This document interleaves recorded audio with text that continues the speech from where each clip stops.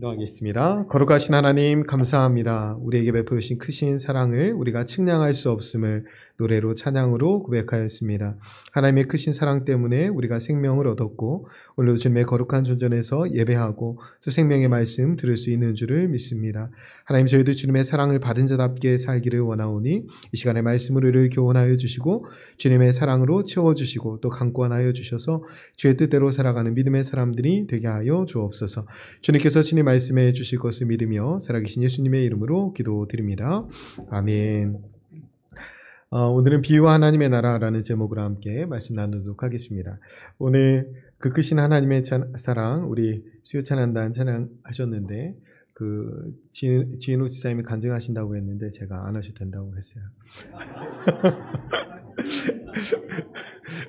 왜냐하면 우리가 그 사랑에 대한 간증이 있죠. 그래서 사실 이 찬양은 모두가 다 좋아하는 찬양 중에 하나예요. 그런데 제가 요즘에 무슨 생각이 드냐면 우리가 계속 그 성전 재건, 성벽 재건에 대한 말씀 읽고 있잖아요.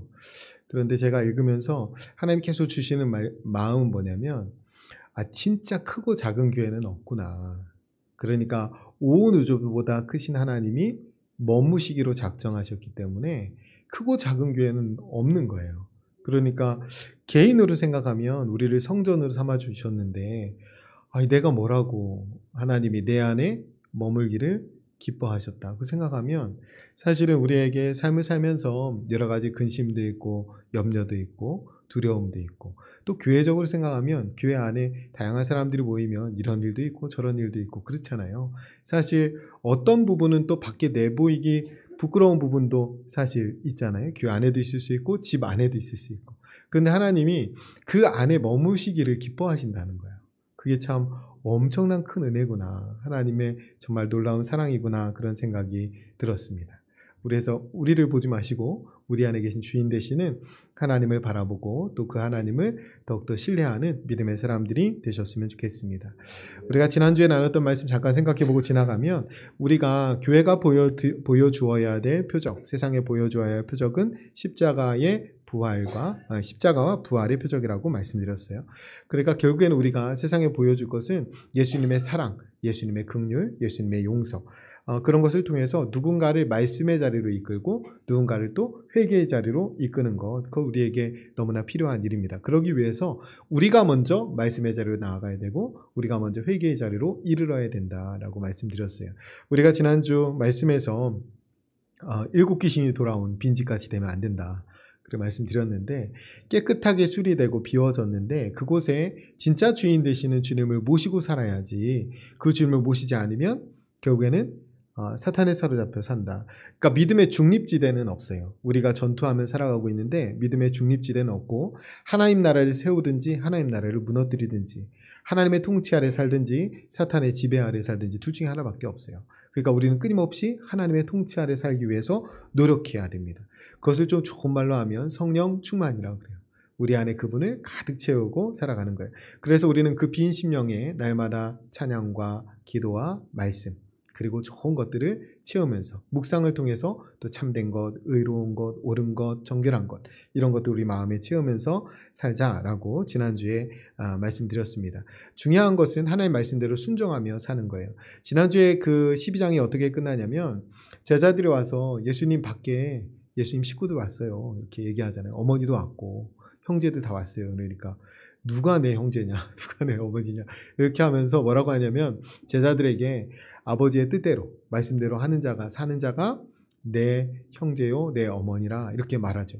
그리고 끝나요. 그런데 오늘 말씀에서 그날 예수께서 집에서 나가사 바닷가에 앉으시며 이렇게 돼 있잖아요. 그날이 언제일까요? 그 말을 한 날이에요. 그러니까 이 부분을 여러분이 조금 이렇게 상상을 좀 해보셨으면 좋은데 1, 2절 말씀 보면 그날 예수께서 집에서 나가사 바닷가에 앉으심에 큰 무리가 그에게로 모여들거늘 예수께서 배에 올라가 앉으시고 온 무리는 해변에 서 있더니 이 장면을 여러분 한번 생각해 보세요. 예수님은 집 안에 있었어요. 가족들이 찾으러 왔는데 가족들 밖에 있었죠. 무슨 이유 때문에 말씀을 전하시는 예수님 안으로 들어오지 않고 밖에 있는지 잘 모르는데 분명한 이유는 기록되어 있지 않지만 저는 삐졌을 거라고 생각해요. 보통 삐진 사람들이 교회 밖에 있어요. 그런데 물론 이제 예수님을 제일 못 믿은 사람도 예수님의 형제들이에요. 그렇기 때문에 밖에 있었어요. 그런데 예수님이 안에서 제자들이 말했을 때 지금 이 제자들을 향해서 너희가 내 형제와 자매다 이렇게 말해요. 그러니까 밖에는 예수님의 혈육들이 서 있는데 안에 있는 그래서 하늘에 계신 내 아버지의 뜻대로 행하는 너희들이 내 형제고 내 어머니다 이 말을 한 다음에 나오시는 거예요. 그래서 이 집 문 밖에 나와 있는 이제 가족들을 만났겠죠. 제자들도 따라 나왔겠죠. 그래서 큰 무리를 이루게 되는 거예요. 그래서 이렇게 큰 무리를 이루니까 예수님 말씀을 잘 전달하기 위해서 강가로 가셔서 그 배에 올라서 앉으시고 온 무리는 해변에 서 있습니다. 여러분 이 장면을 한번 상상해 볼 수 있어야 돼요. 약간 저와 지금 여러분의 구도가 아니에요. 그러니까 여러분 서 있고 전 앉아 있는. 앞으로 이렇게 했으면 좋겠어요. 우리가 이렇게 좀 그렇잖아요. 지금 예수님 보세요. 내가 이 장면을 보면서 그렇지 이것이야말로 효과적인 장면이 아닐까. 예수님은 올라가 배에 앉으시고 다 이렇게 일어서 있는 거죠. 그래서 이게 참 좋다 이렇게 생각이 들었어요. 그런데 이 장면에서 그냥 생각해 보는 거예요. 상상해 보는 거예요. 큰 무리가 있는데 그럼 예수님이 바다에 배에 맨 앞에 앉으셨겠죠. 그리고 분명히 누군가는 배를 잡고 있었을 거예요. 그러니까 아마 베드로 정도가 배 뒤에서 잡고 있었겠죠. 그러면 베드로는 예수님의 등 너머의 모습을 이제 보는 거죠. 그 모습으로 우리가 이 장면을 좀 봤으면 좋겠습니다. 예수님이 이제 앉아서 말씀을 전하시고 그럼 해변에서 보통은 바닷가가 이렇게 돼 있고 해변은 이렇게 돼 있을 거 아니에요. 그죠? 그렇죠? 해변이 이렇게 돼 있으면 물이 다 쏟아지잖아요. 약간 그러니까 의도치 않게 이렇게 경사진 꼭 원형 경기장처럼 이렇게 됐을 거예요. 거기에 이제 사람들이 쭉 서 있는데 맨 앞에 누가 서 있을까요? 네, 키 작은 사람이 서 있겠죠. 맨 앞엔 키 작은 사람, 그 다음에 좀 더 큰 사람. 그러니까 주로 아이들이 앞에 있겠고 좀 키 큰 사람이 뒤에 있겠죠. 그러니까 유영은 집사님 같은 경우 맨 뒤로 가야 되고 그리고 이덕인 권사님은 맨 앞으로 가야 돼요. 두 분이 비슷한데 앉으셨네요. 그래야 되는 거죠. 그런데 그때 예수님이 이렇게 말씀을 전하실 때 그 안에는 예수님의 제자들도 곳곳에 있을 거고 예수님의 진짜 형제도 있을 거고 또 어머니도 있었을 겁니다. 그 장면에서 지금 말씀하시는 거예요. 근데 왜 그렇게 하셨을까? 왜 그렇게 하셨을까요? 제가 왜 마이크에 대고 말할까요? 잘 들으라고. 여러분 강에서 강바람이 이렇게 불잖아요. 그러니까 예수님 지금 제일 소리가 잘 들릴 수 있는 상황에 만드신 거예요. 제일 잘 들릴 수 있는. 예수님이 제일 잘 보이는 상황은 아니에요. 예수님이 제일 소리가 잘 들리는 상황. 물론 다 서 있고 예수님 앉아 있으니까 웬만하면 거의 다 예수님이 보였겠죠. 그래서 그런 상황에서 제일 중요한 건 너무너무 바람 때문에 이렇게 소리가 이 사람들에게 가장 잘 들리는 상황. 바람을 등지고 예수님 말씀하시죠. 그러니까 이 본문은 결국에는 뭐가 제일 강조되는 본문이냐면 들음이에요. 들음.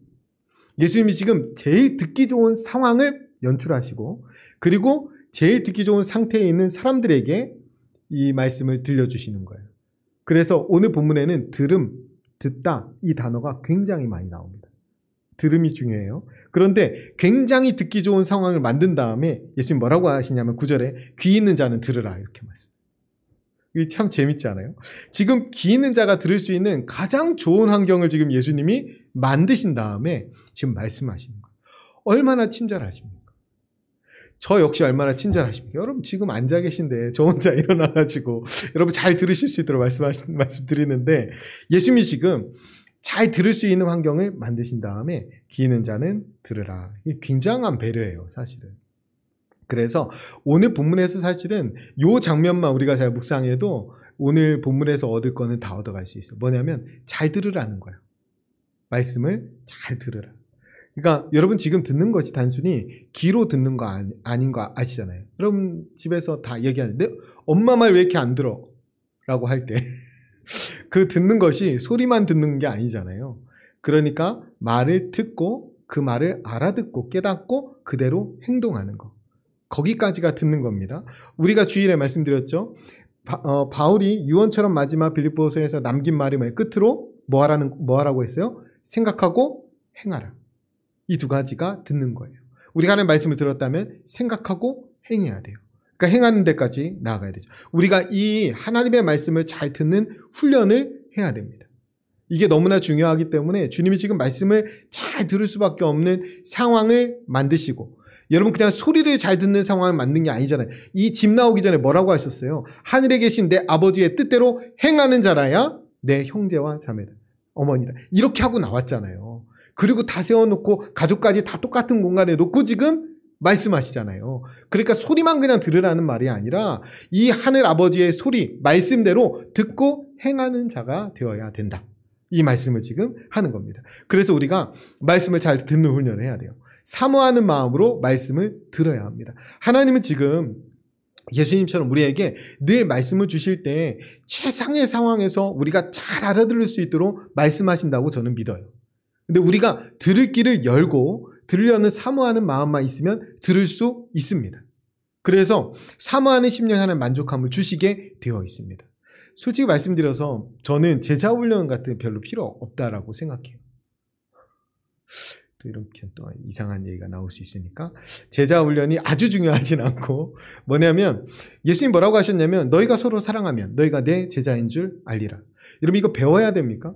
우리가 말씀을 통해서 하나님 앞에 하나님의 은혜를 누리고 우리 안에 성령이 계시면 이것 자연스럽게 됩니다.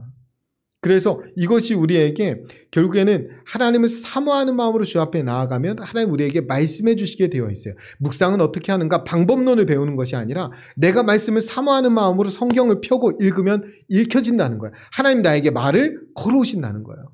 우리가 이 본문을 대할 때도 하나님 나에게 오늘 무슨 본문을, 이 말씀을 어떤 말씀으로 나에게 하실까, 오늘 나에게 어떤 깨달음을 주실까라고 그런 마음으로 간절히 본문을 읽으면 모두가 성령 안에서 깨달을 수 있습니다. 중요한 건 뭐냐면 말씀을 듣는 훈련에서 제일 중요한 것은 사모하는 마음을 준비해야 돼요. 오늘 핵심입니다. 마음밭을 잘 준비하셔야 돼요. 마음이 딴 데 가 있으면 안 돼요. 여기에도 지금 2분 정도가 딴 데 가 계신데 그러시면 안 돼요. 우리가 몸은 있어도 마음은 딴 데 가 있을 수 있잖아요. 그런데 마음을 잘 준비하셔야 돼요. 오늘 그 말씀이 핵심인데, 여러분 들은 말씀이 우리 안에 지식으로만 머물면 아무 소용 없습니다. 여러분 지식을 배우는 자리가 아니고 우리가 말씀을 가지고 열매를 맺는 자리예요. 그러니까 말씀을 우리가 받았으면 그것을 우리 마음밭에 심어서 자라나게 해서 열매를 봐야 돼요. 그러니까 말씀을 잘 기억하고 간직해야 되겠죠. 그리고 그대로 살아야 열매가 나타날 거 아니에요. 그 열매가 나타나는데 여러 가지 과정이 있습니다. 인고의 시간이 필요해요. 견뎌야 할 것들이 있어요. 우리가 말씀 들고 살다가 아유 이 말씀대로 지켰더니 힘드냐고 놔버리면 열매 못 맺어요. 내 말씀대로 살기 위해서 노력해야죠. 그래서 원칙을 세워야 됩니다. 말씀을 듣고 원칙을 세워야 돼요. 이 정도에서 말씀의 원칙을 세운다. 아 그래, 내가 아침마다 말씀을 읽을 때 꼭 사모하는 마음을 달라고 기도해야지. 그러니까 한 가지라도 내가 원칙을 세워야 됩니다. 그래야 그것이 내 말씀이 돼요. 그래서 열매 맺는 데까지 나아가야 됩니다. 우리가 말씀을 들으면 우리 교회, 제가 꼭 그렇게 하는데 어느 교회나 그렇게 하죠. 말씀을 들은 다음에 어떻게 합니까? 결단의 기도를 함께 드립니다. 그러니까 지식이 아니에요. 말씀을 들었으면 내가 어떻게 살 것인지 함께 결단하는 시간이 필요합니다. 개인도 필요하지만 공동체가 결단하는 시간도 필요해요. 그러니까 우리는 말씀을 듣고 깨닫고 결단해서 열매 맺는 데까지 나아가야 돼요. 이게 듣는 과정의 전체입니다. 그러니까 소리만 듣는 거 아니에요. 이 말씀을 잘 들어서 결단한 말씀을 삶에서 책임 있게 실천해야 돼요. 그렇게 삶에서 책임 있게 실천하면서 아름다운 열매를 많이 맺는 저와 여러분 되시기를 간절히 축원드립니다.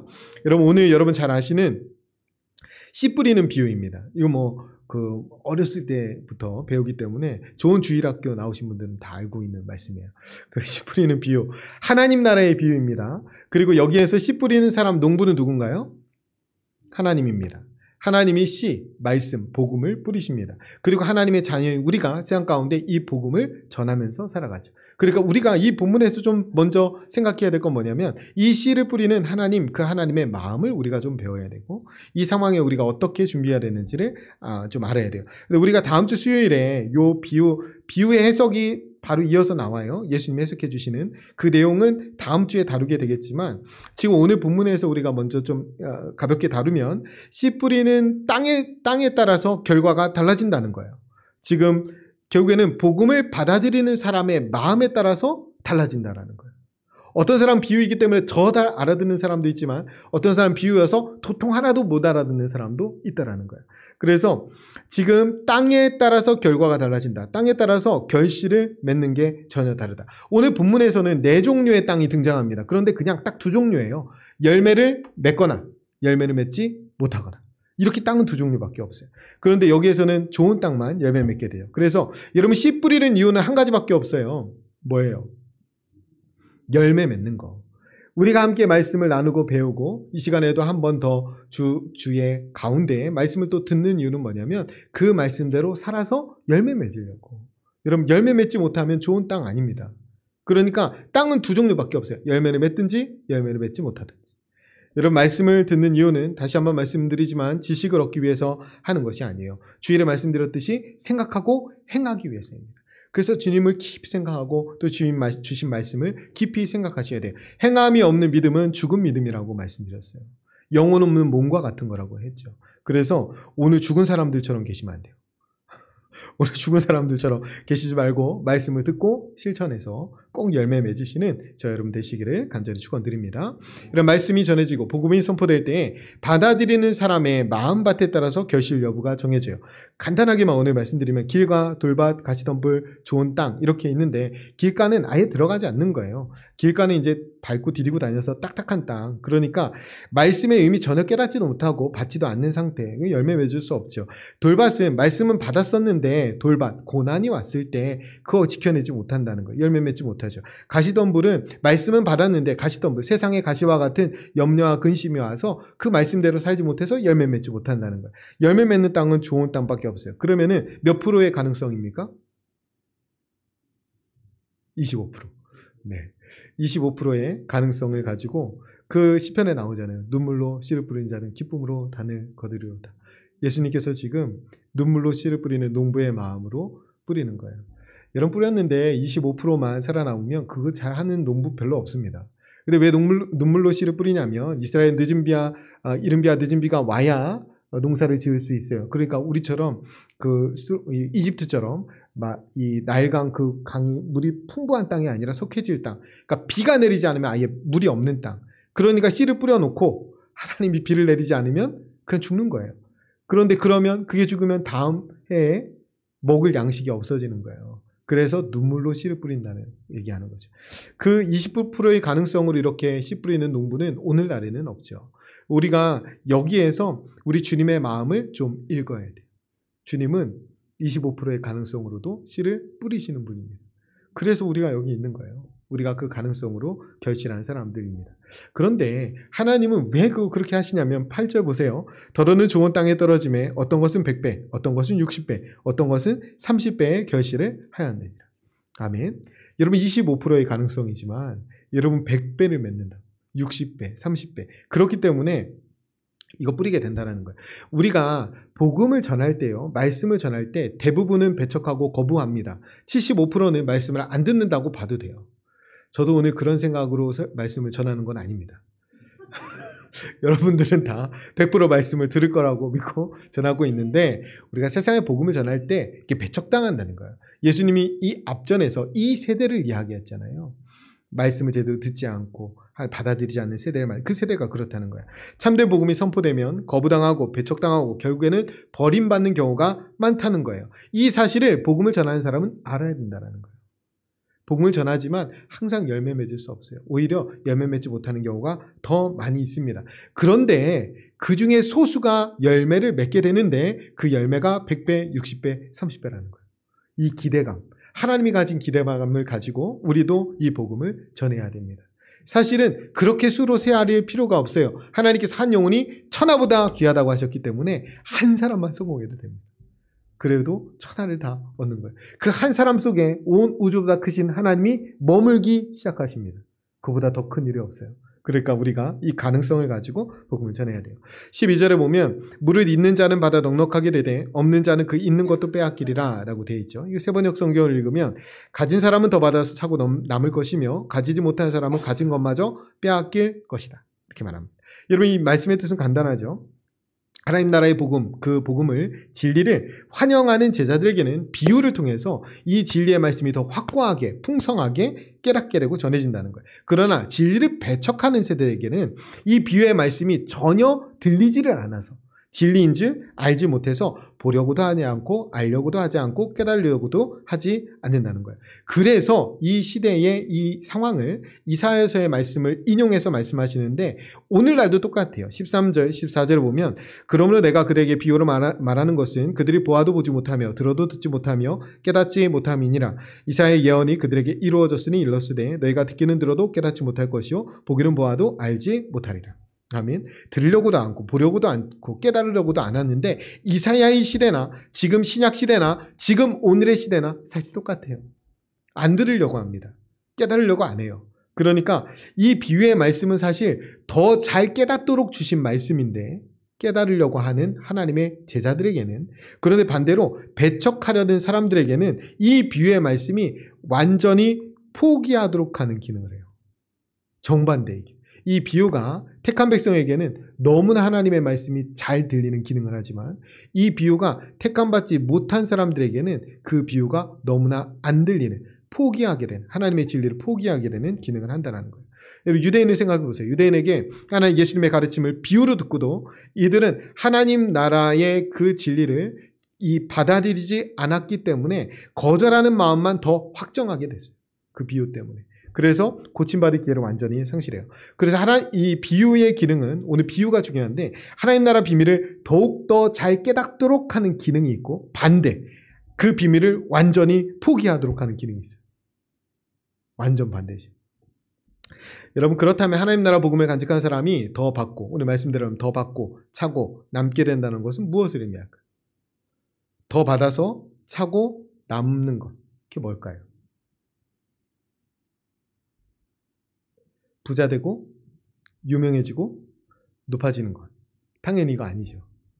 그런데 여러분 기도하실 때 그 30배, 60배, 100배 어디에 붙여서 기도하세요? 우리는 생각보다 마음이 여기에 가 있어요. 사실은 30배, 60배, 100배는 영적인 열매, 우리가 신앙적으로 성장하고 성숙하는 그 영적인 이야기를 하는데 우리는 육적인 기도 제목으로 바꿔서 할 때가 굉장히 많습니다. 그래서 받은 사람은 더 많이 풍성하게 받는다라고 할 때 우리는 이내 부자가 되고 높아지고 명예롭고 이거 생각하게 된다는 거예요. 그거 아닙니다.